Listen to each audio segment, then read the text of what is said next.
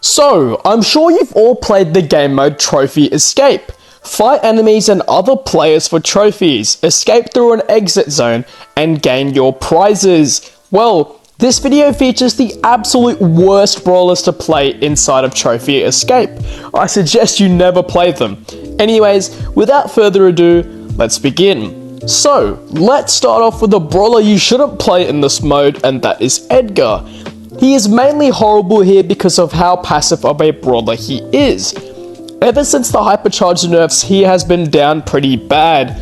Edgar pretty much relies on his super to change the tides of the game, except at times it may not be effective. Edgar himself lacks the ability to put pressure on enemies or gain control over the map, as there are a multitude of brawlers that could easily counter him as well as flee from him, such as Melody, Cordelius, and so much more. He's especially weaker against those brawlers with a high damage output or high burst damage in general. His hypercharge is what makes him really good as a brawler, but since every hypercharge has been nerfed, it's not as effective as it used to be. With his hypercharge, he turns red, doubling his reload speed, supercharge rate, as well as getting 25% more healing. Anyways, this is why you shouldn't be playing Edgar inside of Trophy Escape. So, let's move on to the next brawler, and that is Chuck. I genuinely don't understand why you would play this brawler inside of Trophy Escape. Chuck used to be really good when he first came out, but he has gotten nerfs that have substantially impacted him as a brawler negatively. With him not being able to automatically get his super the moment he dies has made him worse.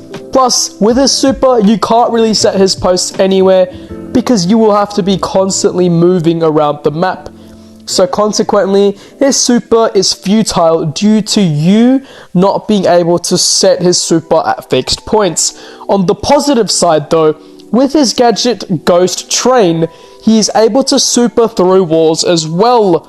And this is also useful because he can super through walls, change his positions, and be able to surprise attack enemies or even use it for recovery. Anyways, this is why Chuck isn't good in Trophy Escape. Last but not least, let's talk about Mortis. So, Mortis himself is at a really low point in the meta and he is quite vulnerable as well. And that is the main reason as to why he isn't great in this mode. Like Edgar, a myriad of brawlers are able to counter him and can easily evade him too.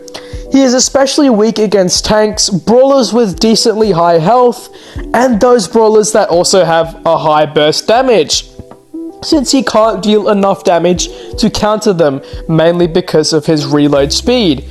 Like Edgar as well, you have to play so passive with Mortis because Mortis isn't really an aggressive brawler. Even with just a slight amount of health lost on Mortis, things can end up going wrong, hence it is pretty hard to play him. Anyways, this is why it is not recommended that you play Mortis in Trophy Escape. So, hopefully you all enjoyed today's video, and hopefully you find the Trophy Escape game mode really fun. But yes, I do suggest that you don't play any of these brawlers inside of Trophy Escape, because you will probably end up having a big tilt, and also you can't really do anything with them. Anyways, be sure to like and subscribe, and have a good rest of your day. Peace.